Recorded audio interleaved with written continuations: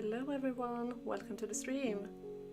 I hope you're all doing okay today and that you are ready for some nice, relaxing The House in Fata Morgana. I am a bit tired today, honestly, so it will be very nice to just relax and read a good story for a bit. So last time we opened the second door and found a beast in the cellar. And he seemed like he wanted to have peace at first, but then he just gave in to his savage ways and started killing everyone. So we will see how this goes. I'm not gonna drag this intro out for too long, so let's just get started.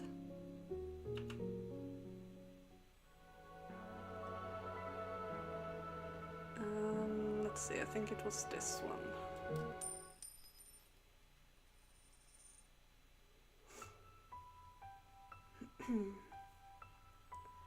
If the devil guides us, if God guides us, then perhaps I could accept that this was fate. Then it makes sense that I am here.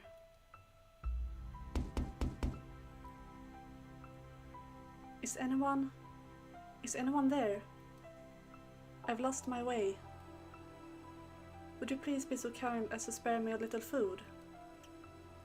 Ah, there it is. There comes the poor little offering. They never learn. They just keep coming, again and again. The mansion keeps granting my wish. I would be glad to provide you some food. And you are welcome to stay the night, get some rest. I will have a room prepared. Then, I suppose I shall take you up on your generosity. I have been wondering for a very, very long time. What was that, master? You recognize her? I imagined you would. That white hair, those red eyes, skin the color of freshly fallen snow, and that flawlessly beautiful visage. You could not possibly mistake her for anyone else. And no, it is not someone who happens to resemble her. I can understand why you would be surprised, master.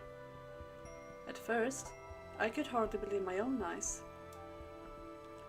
The wanderer knocking on the door that day was the very same fair-skinned young woman who visited the mansion so many years earlier.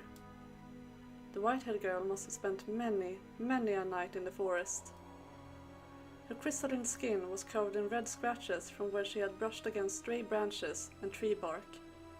She had even lost her shoes and was standing there barefooted, looking quite disheartened.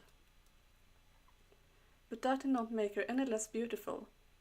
In fact, you could just imagine the dense forest canopy parting to allow the sun to shine down upon her.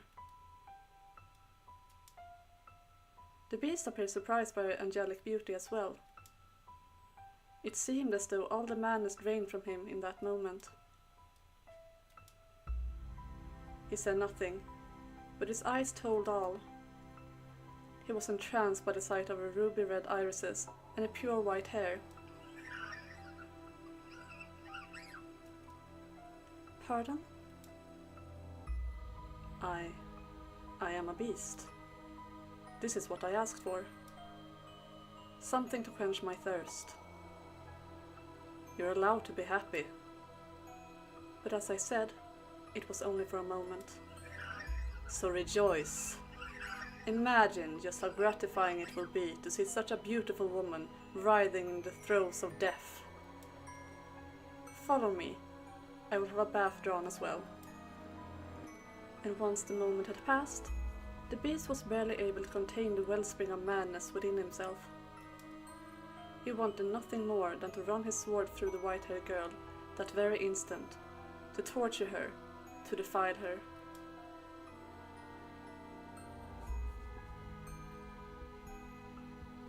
He tended to her wounds, served the supper, and drew a bath for her. And afterwards, the beast even made to provide her with a dress to wear. Even the outfit she had only worn for one night so many years before was there, waiting for someone to put it on again, for her to put it on again. He said she could choose anything she liked. She, being such a modest young woman, said she needed not of such fine attire. And what a shame that was. I too wished to see her in a dress once more. I need not such fine clothing. You needed me modest. No, that's not why. Are they not to your liking then? No, I just... My apologies. You are very generous. Foolish girl. Smiling and calling me generous. I was simply imagining what a pretty sight it would be. The sight of her fresh blood splattered on it. The sight of her life slipping away in it. I'm glad that, after wandering for so long, I ended up here in this mansion. And in a few hours, you'll be feeling the exact opposite. Get all the rest you need. I shall see you again in the morning. I thank you. Bestia then made his way out of the girl's bedchamber. His mask came crumbling off after only taking a few steps. Ha! Ha ha ha! There, that's precisely what I wanted. Ah, just imagining how such a beautiful woman will scream. How she'll beg for her life. Hey, hey, are you there? The mansion has given me the perfect offering. Hey, hey! Is she not here?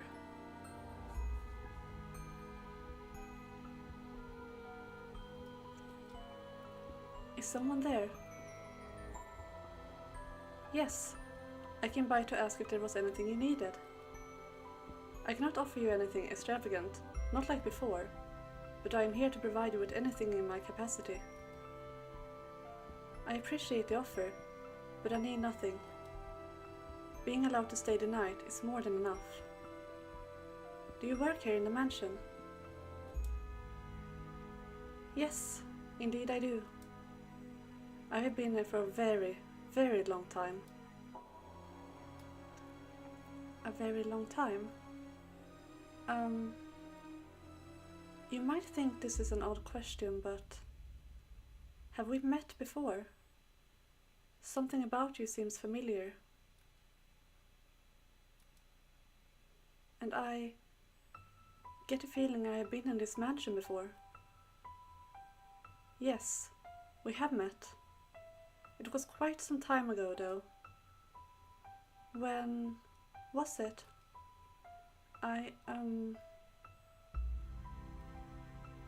It was unimaginably long time ago. Do you remember a boy and a girl with flaxen hair? Flaxen hair?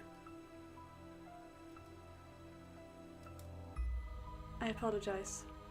My memory fails me. Do you not remember me either? I see. You should probably not push yourself to remember then. There were joyous times, and there were less than joyous times. But would you be so kind as to answer one question? What might your name be? My name? My name is... I see. So you are... again. Again? You should get some rest. I will make tea for you in the morning. Also... Go on, close your eyes.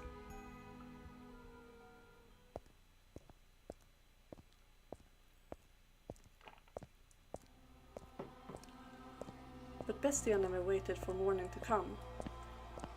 With his sword that smelled of blood hanging from his hip, the beast slowly, ever so slowly, crept toward the room where the white-haired girl slept. Hang on, he's gotta check something.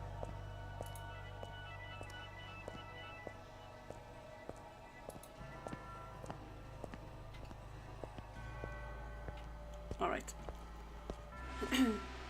The time was soon approaching for the bloodthirsty beast to paint the walls with a young woman's blood, to turn her bedchamber into a gore-splattered altar upon which he would offer her to the devil.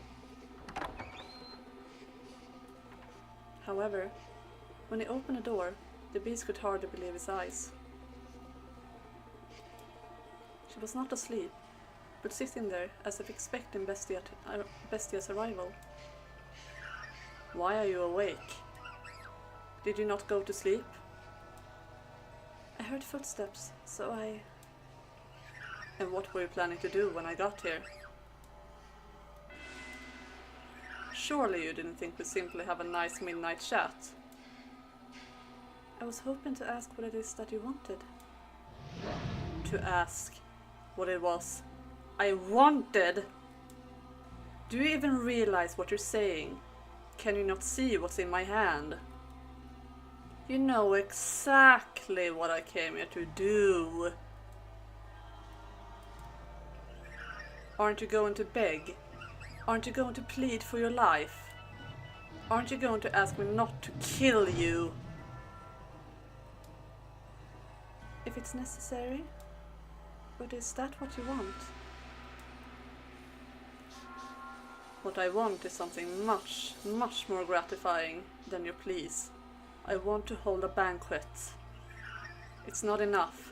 No matter what I do, it's not enough. But you will be enough to satisfy me, to quench this unholy thirst, to completely, wholly fill me to the bursting point. You want to know what I desire? I desire to devour you." "Ah!" Bestia shoved the girl back, slamming her into the mattress. He then stabbed his sword through the sheets beside her, looking down upon the girl, the moonlight at his back. Clenching her slender throat with one hand, he drew his sword once more, holding the tip but inches from her nose. No matter how much blood it drank, the sword continued to shine gloriously, as though it had just come from the forge. It was an awe-inspiring, tear-shedding blade, the sight of which would cause anyone to imagine the misfortune about to befall them. "Go on, mock me, ridicule the hideous barbaric beast standing before you. From the moment you saw me, you thought me unsettling, no? But you averted your eyes. Because I had food for you. Because I gave you a place to rest. You pretended not to notice the beast. This is retribution. Retribution for your damned humans. So beg for your life, like they all do. Cry, plead for mercy. If you say that you are ugly, then I must be equally ugly." "What?" What came from the girl's mouth was neither a plea, nor an insult, nor a scream. Full-grown men had wept before him, and yet this slight young woman did not. Despite this terrifying beast being upon her, moments away from extinguishing her life.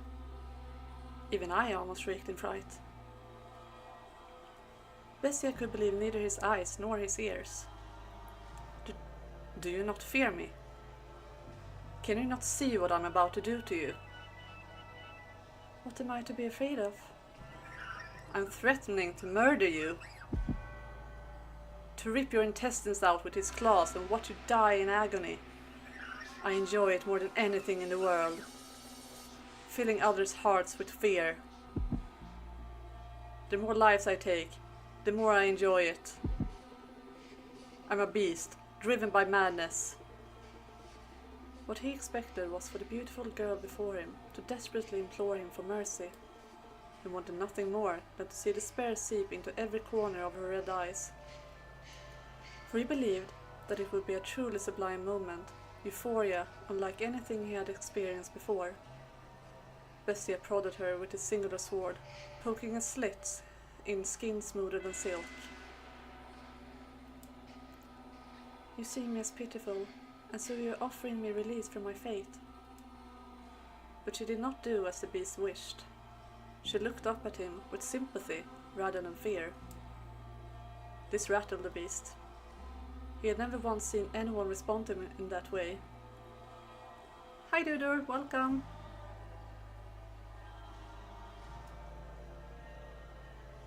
What on earth are you talking about? What is going through your head? Pity? Release? Do you not comprehend this situation? How can you be so calm?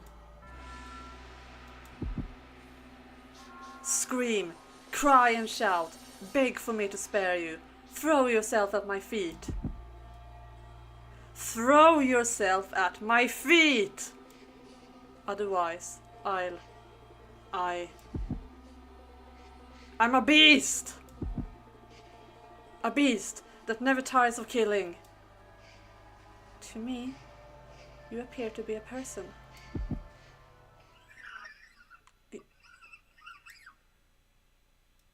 You're lying.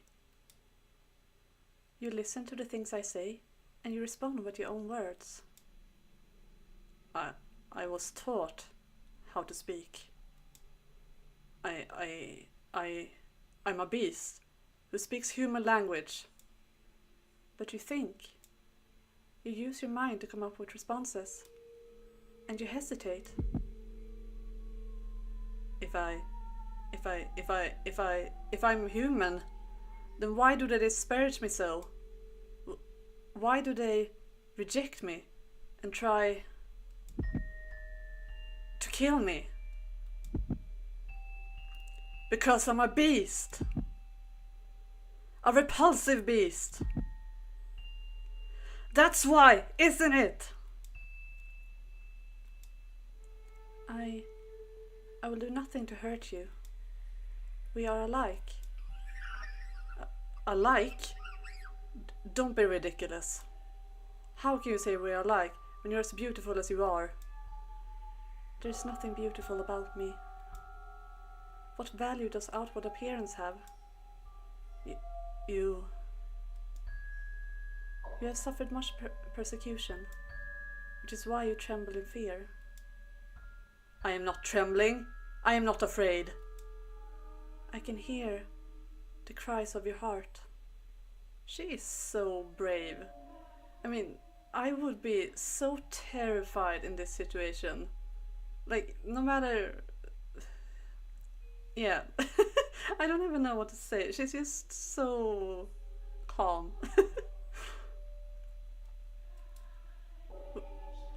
What on earth is wrong with you?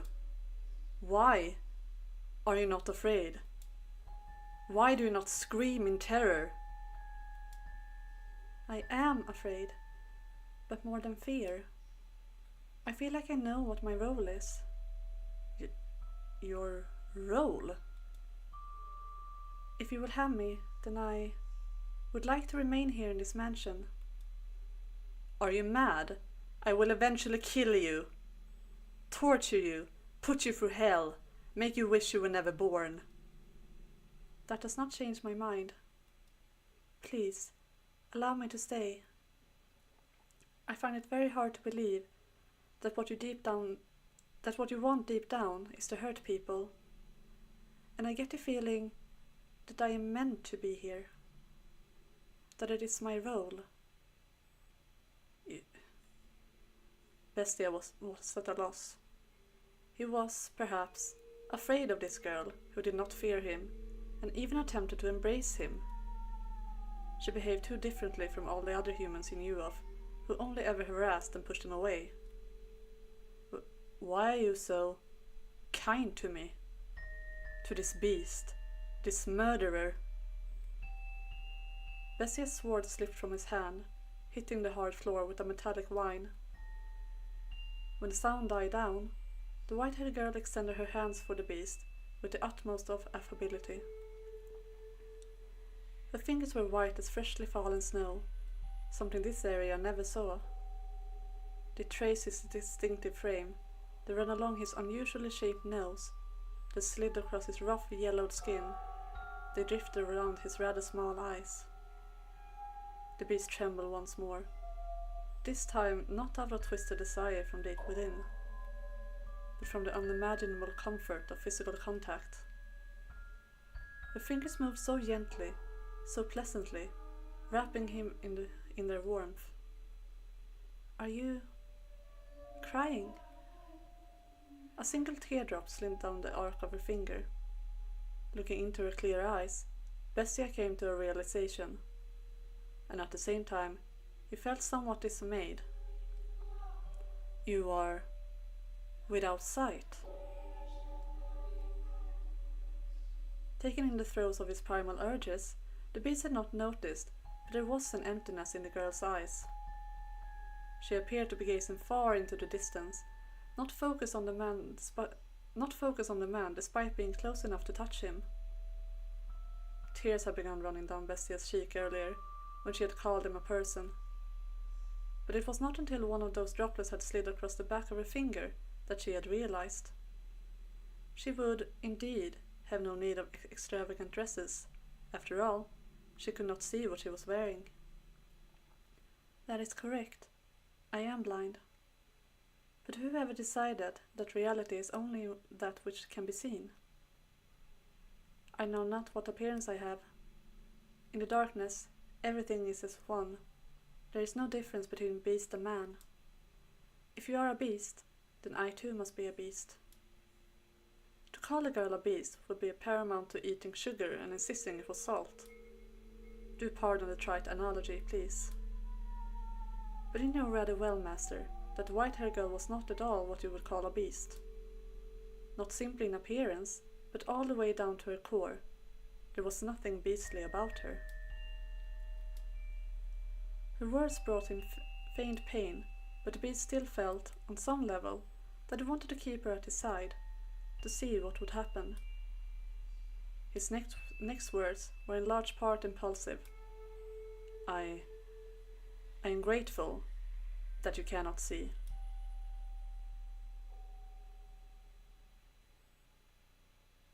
Without exception, everyone who had wandered into the mansion had lost their lives before the sun rose the next morning. She was the first visitor who had not met this fate. Over time, Bestia's madness gradually subsided. He even began to seem rather tame. You would hardly believe it was the same beast who had once reveled in those perverse festivities. He was, I imagine, at a loss for how to behave.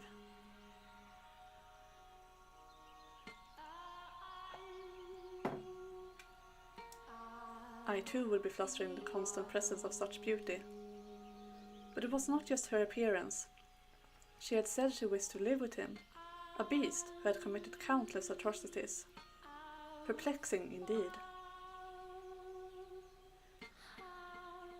"What is the matter? Do you honestly not fear me?" "Do I appear to be afraid of you?" "No, you do not. But you would, if you could see me. You would react the same as everyone else. You would mock me. You would despise me. You would want to kill me." "I'm not so sure about that, my guy. I mean, you told her you wanted to murder her and she still did not care, so I think you're good." "You don't know what I've done, because you can't see. I enjoyed it. I basked in their terror. So why? Why do I not want you to find out? I don't want you to know how many people I've tortured, how many I've slaughtered, how much blood I've imbibed. All the horrible things I've done. Horrible. I'm aware what I've done is wrong. But I relished in it. I wanted, for so long, to slaughter them. I desperately decided to see blood. Human blood. What is it I crave?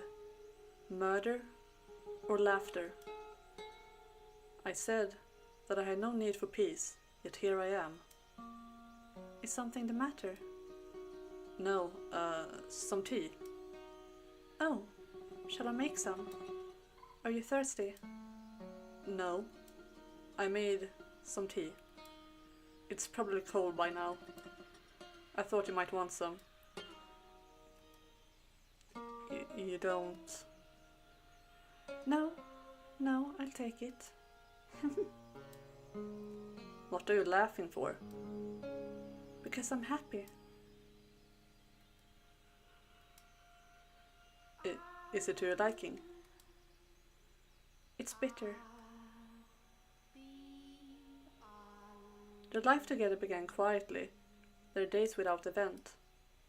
They had no extravagant meals, there were no swaths of guests lending life to the mansion's halls, but there was also no one screaming in fear for their life. It was a peaceful life Bestia had lost, and he had returned once more to that quiet realm. What's the matter? You are always so quick to notice my presence. My world is one of darkness, so I have a heightened sense of hearing. What is it like? How do you perceive the world? I cannot imagine living in complete darkness. Occasionally, I can see light. Light? Yes, not a radiant light like the sun, but a soft light floating in the darkness. Like a candlelight, I suppose. That only perplexes me all the more. I find it difficult to understand what you are describing. Is that so? It's difficult for me as well. I'm not sure how to explain it. But it's not complete darkness. I can sense your presence, for instance, and I can tell how windy it is from the way the windows vibrate. And also, I also feel as though I can sense the wavering of emotions. The candlelight begins to flicker erratically. From fear, intense sorrow, or other similar emotions. My emotions? I do not know. It could be yours, and it could be mine. This mansion is a very peculiar place. The candlelight is always wavering, and yet it seems somehow stable. It makes me feel as though this is where I belong. I don't think I understand. I am a beast, and so I lack the intelligence. But I am going to go hunting. Is there anything you would like? Whatever you like. Alright then. If you find any fruit, that would be nice. Fruit.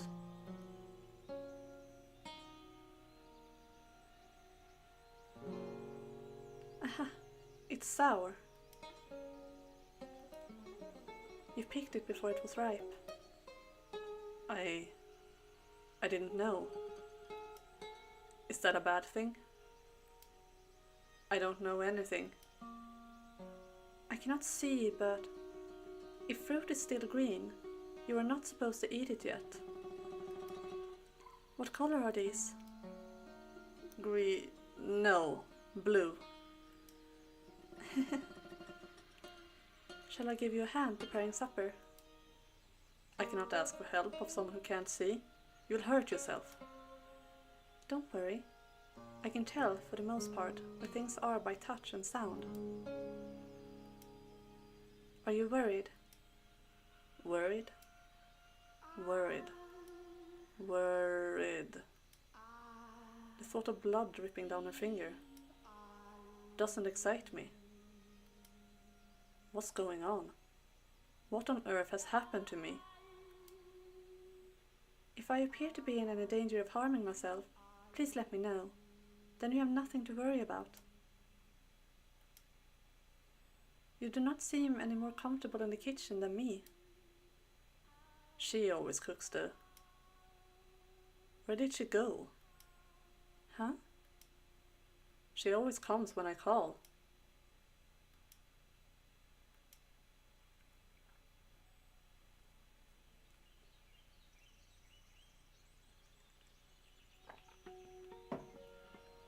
I had hidden myself away.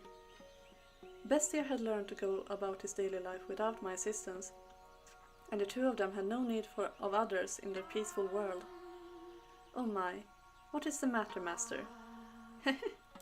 I was not lonely at all, no. It was an absolute pleasure simply watching them. I mean that. It was not my role to be at his side, nor was I the one to be at hers. If she could make Bestia into the master of the house, then my presence was unnecessary. I appear when I am needed, as I appear to serve the flaxen-haired family. Nothing more.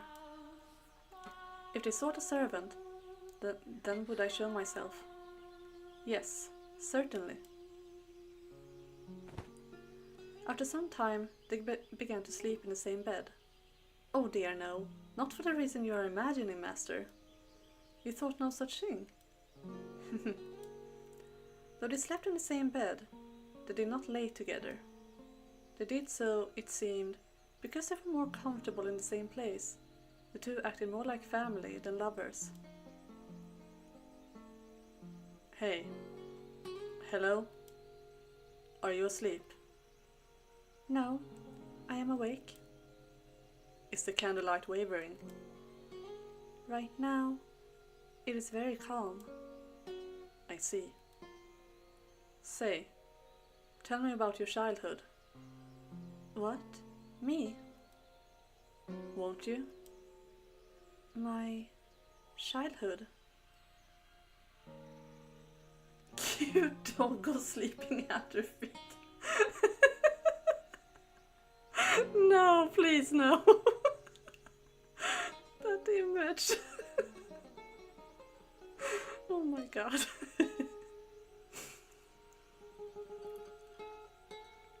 Yes. I have no such stories to tell. When I was a child, I lost everything. My mother, father, brothers, everyone. So for as long as I can remember, I did not have a father. I lived alone with my mother, but I never felt like that was a bad thing. Was she kind? Yes, very. She was a compassionate woman. But we were poor, and because I cannot see, my mother was the only one who could work. She would be away for long stretches of time, supposedly because she served at a respectable house. I do not know whether or not that was true. Perhaps she was doing much more demanding work. I never asked. I believe not asking was best for her. From time to time, I would receive letters from her. Someone who lived nearby read them to me. The letters went something like this. Life in the mansion is difficult, but everyone treats me so well, and they say I do good work. I'll be back with more money soon, so you be a good girl. Other than that, she allegedly expressed concern for my health and safety, as well as repeatedly saying how much she loved me. You have a good mother. I did. Nearly everything I remember my mother saying to me was written in her letters. So much kindness and warmth. Why do you not live with her now? How did you end up here in the mansion? Before long, she lost her life at her place of employment, and I was sent the money she had earned. It was, I imagine, enough to survive on. When my mother was alive, she often lamented my blindness. If only you could see, she would say, I could show you just how extraordinary this world is. So I decided I would visit a renowned physician in order to fulfill my mother's dream. A physician in this country. However, upon examining me, he said that he could not restore my sight. Dejected, I was on my way back home when bandits attacked. They robbed me of the money I brought to pay for my treatment. I lost everything my mother saved for me, the money she gave her life to earn for me. I failed to repay her for anything she did, which cast a dark cloud over my heart. My world has always been wrapped in darkness, but at that moment I was in the deepest abyss. There was not even a speck of light. I was at a complete loss.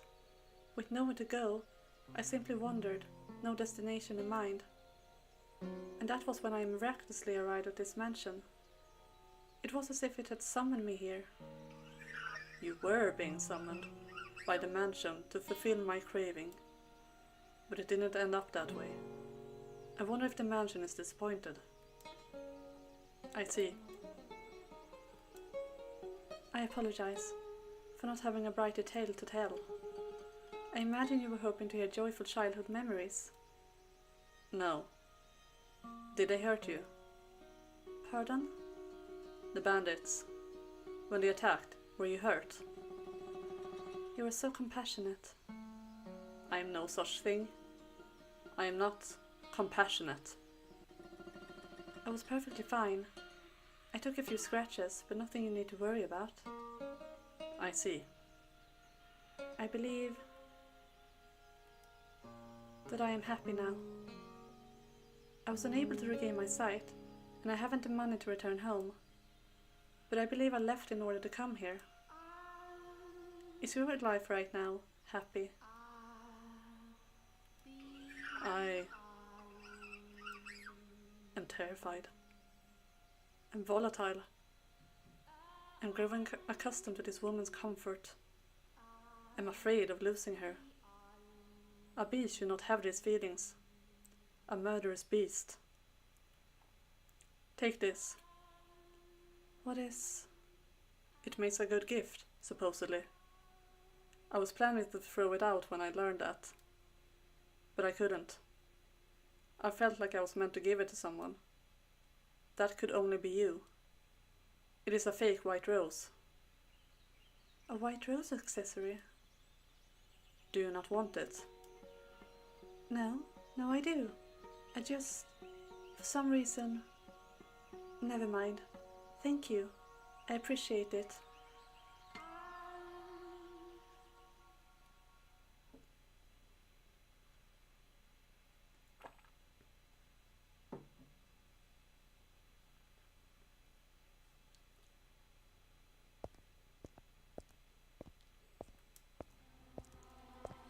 Do you not desire more prey? But you were so hungry for blood before.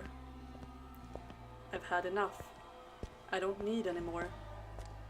Although she is blind, no, because she cannot see, she does not push me away. She's the only one willing to accept me, to be with me. Such a fickle creature. You obtain peace, cast it aside, and then pick it up once more. But you'll never be able to escape it completely. After all, you are enchanted by the pleasure murder brings. You have been for a very, very long time. This time I'm done. I won't kill anyone anymore. Being with her is far more satisfying than the joy killing brought me. To be with her is what I truly want. So very self-centered. You certainly are. Hey. It was as though he was viewing a flashback. The sound of knocking echoed through the mansion, as it had the day the merchant came and brought the beast's short-lived peace crashing down. What did I just tell you? I do not want any more prey. Stop this. Stop it. Don't bring me any more. I thought you were supposed to fulfill my desires. Why did the door open? Sword in hand, Bestia ran from the mansion's halls. He was overcome with fear. He had obtained the peace he so dearly wanted, and even found someone who did not fear him. He was terrified that the appearance of more prey would cause all this to crumble. If he spotted a prey, murdered them, and conceded to his madness, she might choose to leave him. As much as she claimed he was not hideous, if she witnessed him doing that, I'll just chase them out. I'm done with this. My desire has changed. However...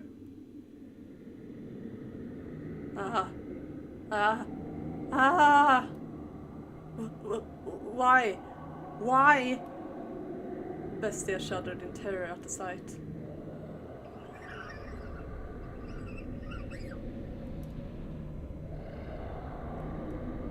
Stay back!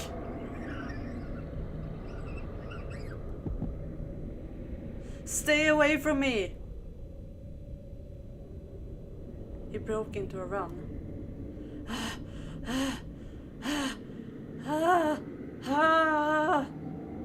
It was not, after all, helpless prey that had entered the mansion. That thing is... I absolutely love the sounds right now. It's so eerie. The monster's voice seemed to slither along the floors behind him. He felt as though if he were to turn around, it would be right there on top of him. Why are you chasing me? Bestia shouted with fear in his voice, uncharacteristic of the beast who had so readily slaughtered his prey. But can you blame him? That's a bestia! Actually, the sound effects kind of reminds me of Hellblade a bit. Which is very interesting because the backgrounds kind of do too. It's like this whole section is like a just big psychosis sort of thing. It's really cool. In that moment, I had an epiphany. I had assumed he had called himself Bestia, unaware of what the word meant. A bestia other than me. Bestia is not in fact a name. It is a word that means beast. Indeed, a second beast had come to the mansion. Why are you chasing me? Are you here to kill me? Is it because I just settled down? Because I wanted to stop being a beast?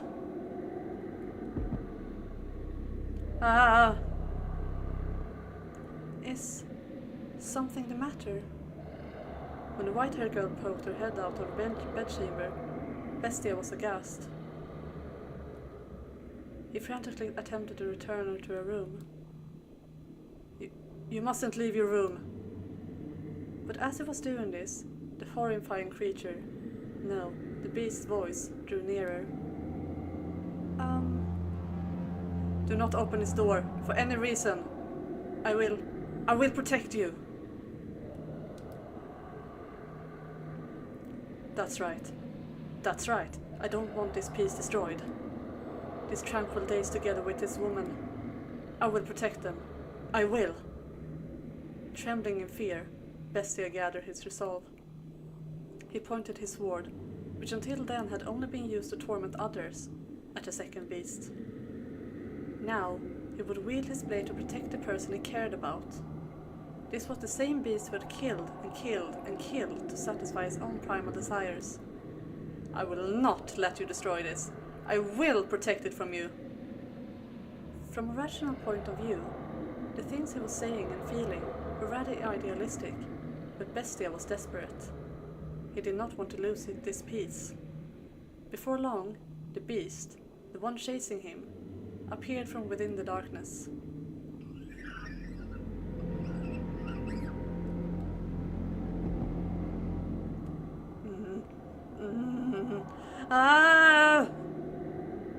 Say, Master, if resolve was the only thing necessary for one to act courageously, would that not mean nearly anyone could become a hero?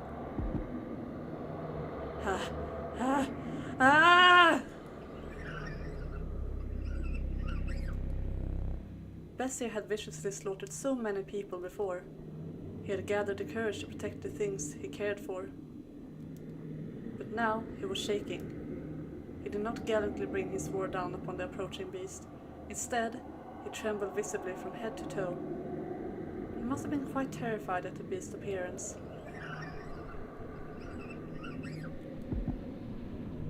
Stop. No. Stay away from me. Don't. Stay back. Seeing Bestia so scared, I imagined the beast thought it a prime opportunity for it slowly, ever so slowly, ambled toward him.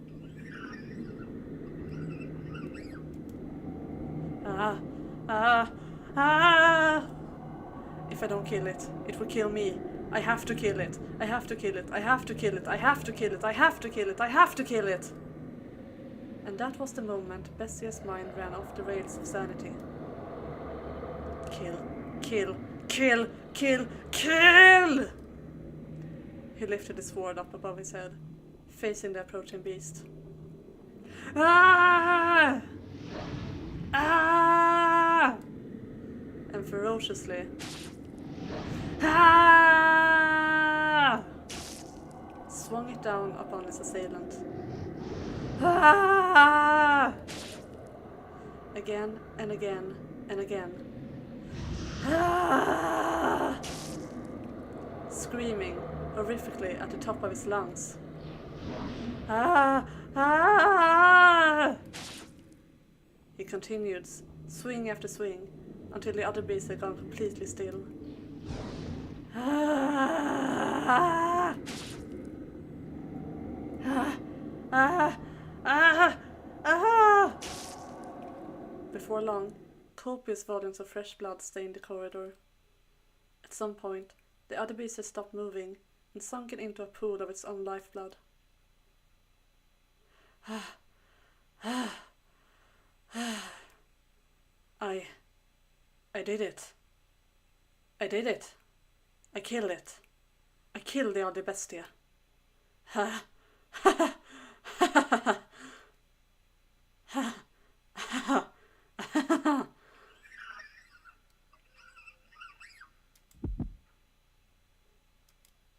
Bestia had let his guard down, assuming he had claimed victory over the unmoving beast.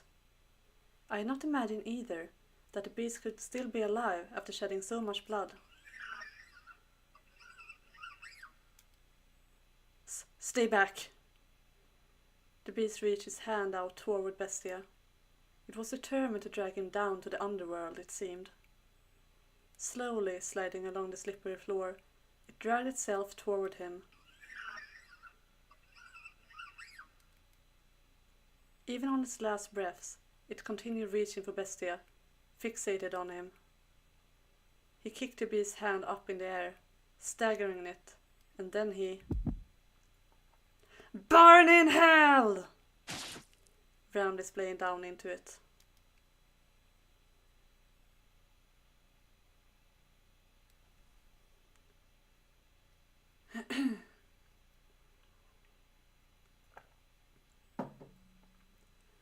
Bestia's fear-stricken expression was hardly that of a knight who had just saved the maiden. Nevertheless, he had indeed eradicated the other beast.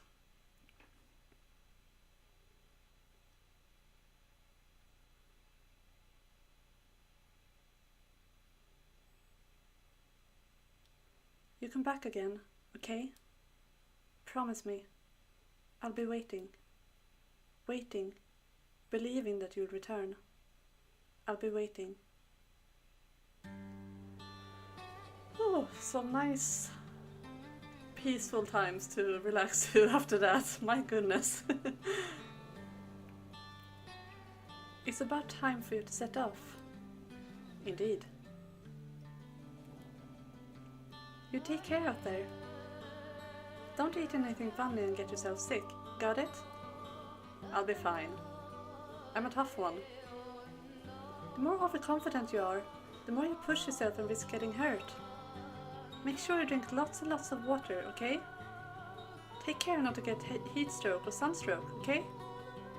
You worry too much. Relax. I know how to take care of myself on a ship. I know, but you never know what might happen. I want you to be in good health when I see you again. I will be. Though I'll probably keep you waiting for a long time again. I'll be waiting. Don't worry about me. I'll be waiting, I promise. I managed to wait 1.5 years already, so I can handle this. Come back, okay? You have my word. Thanks. Safe travels. I refuse to believe that he could be dead. I have to find proof that somewhere out there he's still alive and well. I have to find him. I have to prove it. We have arrived at our destination, madam. Though I dearly wish I could assist you in your search, I have things to attend to during our stay. Now, don't worry yourself. I couldn't possibly impose on you any further. Madam, Pauline, you mustn't put yourself in danger.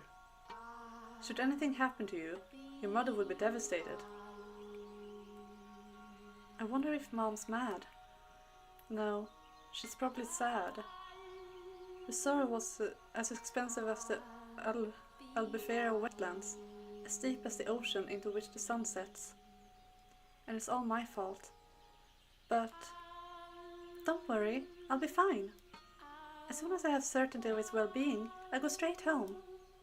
Me and him together. Pauline, your lover is... I have faith in him. He would never break a promise to me. He always comes back to me, no matter how long it took. A man like that wouldn't just suddenly disappear on me. There's been a mistake, and I have to prove it. I have to be the one to do it, because he'll remain gone unless I see it with my own eyes. I wonder who you inherited your stubbornness from. What? Nothing. An acquaintance of mine lives in this village. I shall be staying with him. I'll let him know about you. He should gladly welcome you into his home. Thank you, Orlando. You have been such a big help. Pauline. 1 month. You search for 1 month, and if you haven't found him, you come home with me. Will you promise me that? You are her only daughter. Okay. Good. To tell you the truth, I regret bringing you with me. What I should have done is drag you back home. But I couldn't bear to see you like that, Pauline. It was like I was looking at her when she was younger. Orlando. Anyway, 1 month. Understood? Yes. Don't worry. A month will be plenty. I will find him before the month is up. The sleepy seaside village is on the small side, but from what I've been told, it used to have a flourishing fishing industry. Now though, it's like there's a fog hanging over everything. That's not too surprising, I suppose. A few months ago, the village was part of a war for control of the country, and they're now under a different rule than before. Stripped of their independence and battered by raging tempests of war, the people's spirits had been eroded, and spiritual damage is not so easily mended.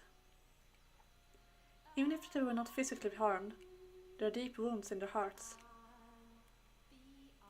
It's a lovely village though.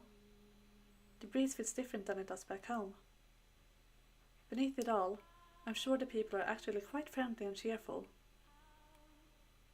A long time ago, I went on a trip to a land in the south.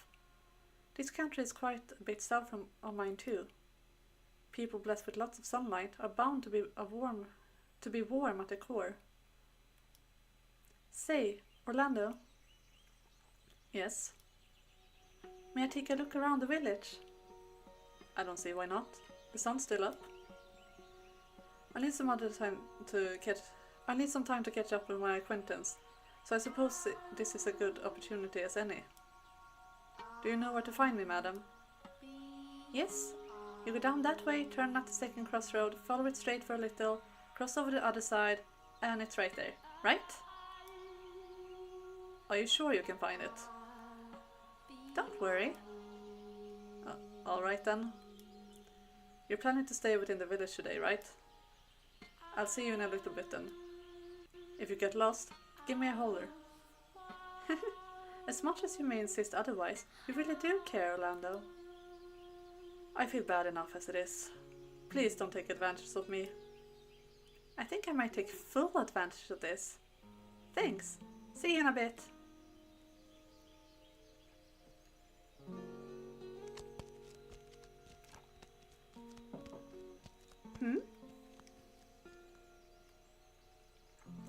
What's he doing out here all alone, I wonder? There's no one else around. I wonder if something happened. Would it seem odd if I tried talking to him? Wouldn't want to get labeled as suspicious on my first day here. That's asking for trouble, but... The boy stands all alone on the shore, looking somewhat precarious, as though a breeze might whisk him away into a million grains of sand, and if I look away, he won't be there when I turn back. That's how the boy appears to me. You never know until you try. Besides, it's important for me to communicate with the natives. I've got to build trust with the people of this village. Let's go. Good afternoon. What are you doing out here alone, little man? Ah! By force of habit, I spoke in my native tongue. How dense can you be, Pauline? You may have just been talking to Orlando, but that's no excuse. This isn't your homeland. But everything's all right. I studied the language, so I should be able to hold a simple conversation. You don't need to be afraid of me. My name is Pauline. I'll be staying in your village for a while. Nice to meet you.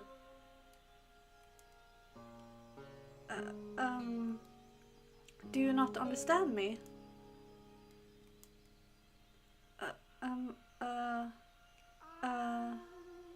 My name is Pauline. What is your name, little man? The deadpan stare. I love Howie, he's awesome. Dreadful. What? He just called me dreadful. That's one hell of an accent you got. Who are you? A bandit? What are you here for? No? I'm not a bandit, I promise. I stammered. Atrocious. He looks like a sadder Mel. Yeah, they do look kind of alike, I guess.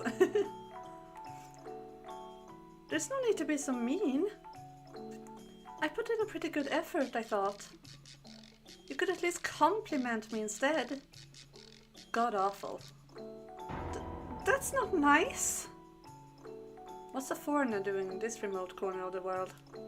Sightseeing our little village? Sure got a lot of time on your hands. I do not. I'm very busy. You're a little obnoxious, aren't you? You're supposed to treat your elders with respect, you know? Like I give a damn, lady. You're older, but you're acting way more like a kid than me. My name isn't Lady, it's Pauline. Pauline! And? What are you here for? Completely ignored.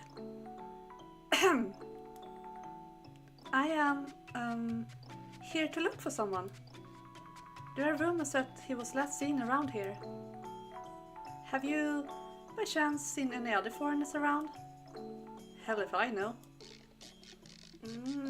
He just won't let me in. I've got to befriend him first. Of course it's going to be guarded if I just start throwing questions at him. Alright, so you haven't seen him. Then why don't you tell me about yourself? What are you doing out here? Is that any of your business, lady? A boy's out here on the beach all alone. Wouldn't that make you curious? Don't you have any friends? Maybe he's one of those kids who doesn't have any. Say, if you don't mind, could we be friends? I'm not really familiar with the area, so it'd be nice to have someone with me. What do you say? I don't need any damn friends. And who the hell would be dumb enough to say, sure, I'll be your friend, to someone they just met? How are you so jaded? You need to be more courteous, kinder to others, not so antagonistic. I just thought it would be nice if we could talk a bit. That's all I want, really. How about you quit being so damn nosy, lady? It just so happens I like being alone. I got some strange woman ruining my alone time. I'm out of here. I feel you, Javi. I feel you. Hey! Wait a second! Ah, he's gone. He's just like any modern kid today. Yeah, well, I relate to him. If someone disturbs my alone time, I'm not happy. I need my alone time, so... This is going to be really, really hard.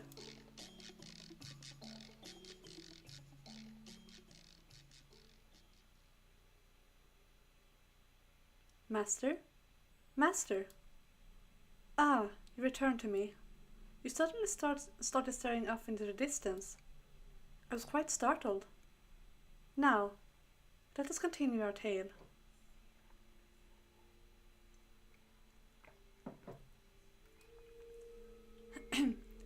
The mansion's corridor was a horrifically repulsive mess. Splatters of fresh beast blood covered the walls, and there was a repugnant odor. Anyone would be compelled to avert their eyes at the sight. What happened here? I am grateful that you cannot see, because you would certainly think me a beast if you were able to see this. Because you cannot see, you do not know what I look like, but I know. Another beast, like me, broke into the mansion. Was it? I protected you. Did I not? I protected you. Say that I protected you. That I did this for you. In his hysteria, Bestia tore down the curtains hanging on the hallway window. Blood-stained curtains that reeked of dead beast. I... What did he have to be so afraid of, though? He had exterminated the other beast, encroaching upon his territory.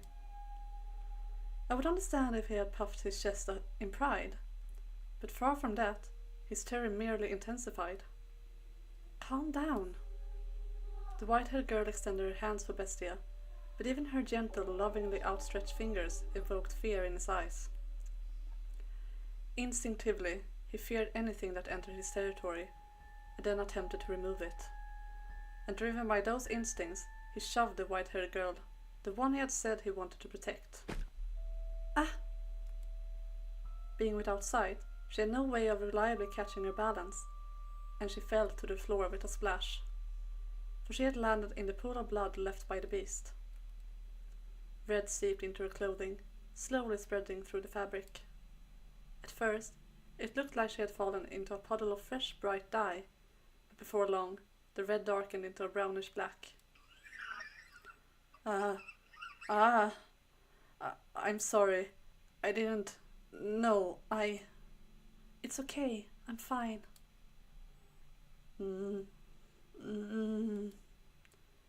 She embraced the panicking beast, softly whispering, shh, shh, as if to trying to calm a crying baby. Though Bessie was taller and physically stronger, the white-haired girl was, emotionally, more stable than he. What has you so frightened? Please, tell me. I promise I will not look down on you, for any reason. All I want is to free you from the depths of your suffering. Sometimes, talking about things can lighten the burden they place on you. We have the ability to use words, both you and me. With language, the gift God bestowed upon man, we can communicate our feelings with another. It's all right. Don't be afraid. Talk to me, please. Am I a man? You act as though I'm a man. No, you treat me like one. I cannot see you as anything else, as I have said before. Only because you cannot see me! You are the only one who says I'm a man. You, who are without sight. But I I was content with that. You treated me like a man, so I felt as though I had become one. The time I spent with you, I had real peace. I almost forgot that I was a wretched beast. I no longer sought after prey. Prey. Oh yes. Before you arrived, I murdered dozens of humans. I didn't want you to know that I was such a sinful creature, leaving a long trail of bodies in my wake. But I thought that if I didn't show them my strength, if I didn't force them into submission, then I would never find peace. I was drunk with power. I took great pleasure in it, in slaughtering people. The fear was so overwhelming that you turned the act of killing into one of gratification. You did it to protect yourself. Are you still not going to condemn me? Taking another's life is wrong. Not only does it rob them of their time on this earth, it inflicts great wounds upon those who care about them. However, I do not regard you as a mere beast, nor as a mere murderer. Something made you the way you are. I am almost certain of it. Something? Tell me about yourself. In your words, from your mouth, tell me. When I woke up, I was weak, exhausted, emaciated. I couldn't think clearly, or even remember much of anything. I was thirsty, hungry, sore from head to toe. A crowd of people surrounded me. This was a long time ago. Well, not so long as to be described as long ago, but it's as far back as my past goes.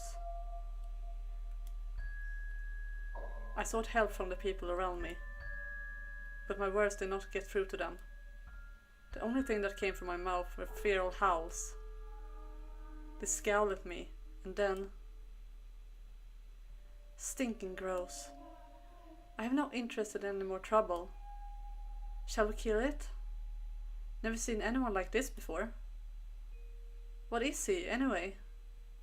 Beats me. A bestia, by the looks of it. Bestia. Bestia. Bestia. Bestia. I didn't understand what they were saying about me. All I could pick out was the word bestia.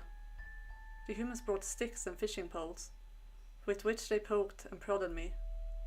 At first, they probably meant only to chase me out, but before long, their actions began to escalate. Bestia! Bestia! Filthy beast! We ain't got nothing for you. Dirty, nasty thing. Stay back. Hit it. Pound it. Ha ha ha! He's feeling it. Beat it. Beat the thing. Kill it. Kill it. Kill it. Kill it. Kill it.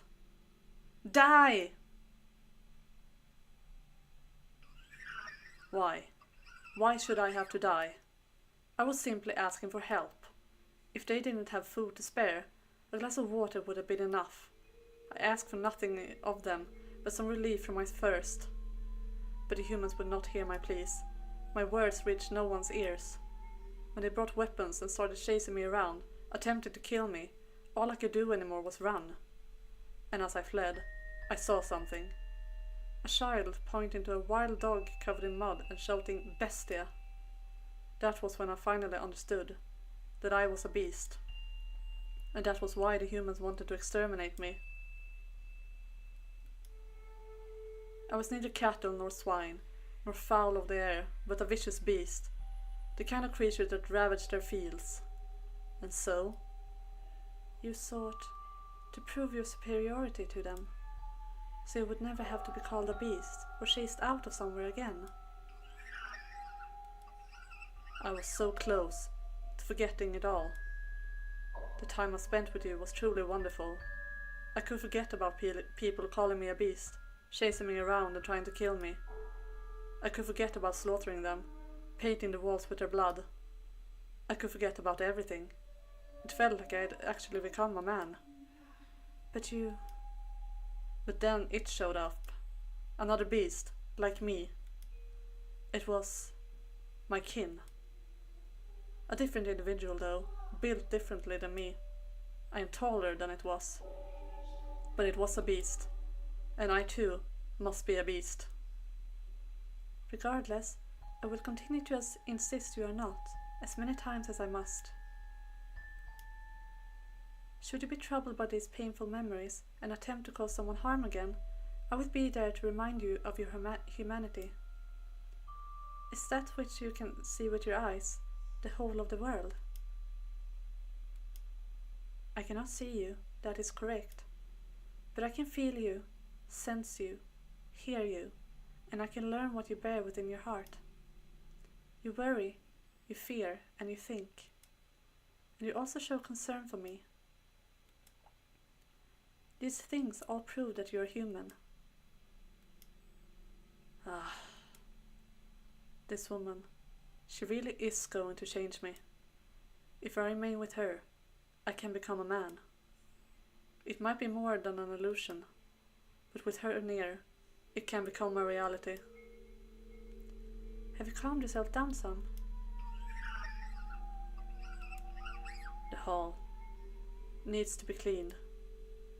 So it does. I'll take care of it. You don't need to worry. You should get changed though. Very well. I believe I care so much for you.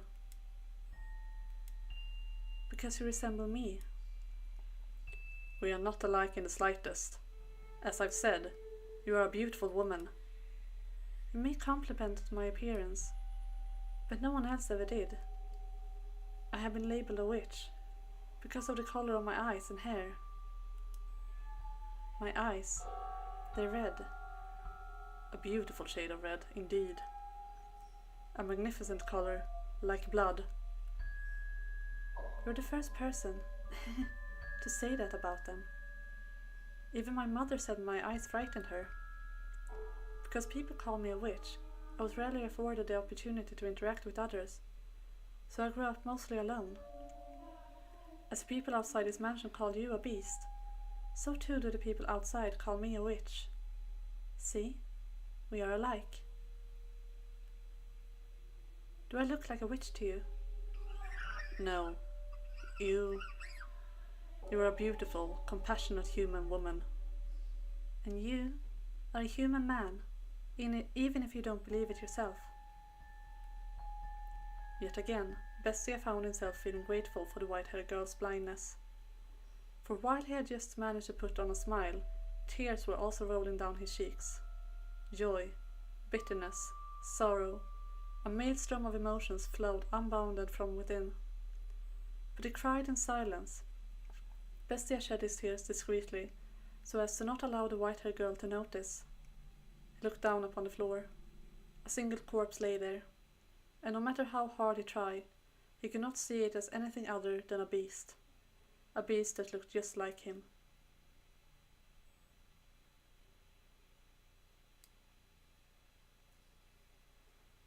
Okay guys, I think that's a good place to wrap this up.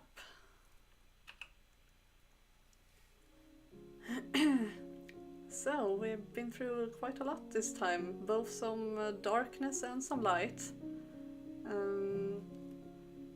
Yeah, like I said, this story is so interesting. I can't wait to talk about it later when all has been revealed, but I really liked how the music and the background completed each other during the Beast versus Beast scene.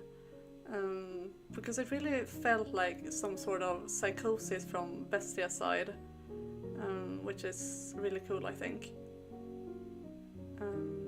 So yeah, on Thursday, most really darkness though. Yeah, it's a dark story, definitely. Yeah. But on Thursday, we're not going to play the house in Fata Morgana, because I'm going to start playing Bloodborne. I'm going to venture into New Game Plus Plus. We'll see how that goes. So from now on, Thursdays will be Bloodborne day. And if you're interested in that, please come and hang out and play with me. It will be the same time as usual, 15:15 GMT.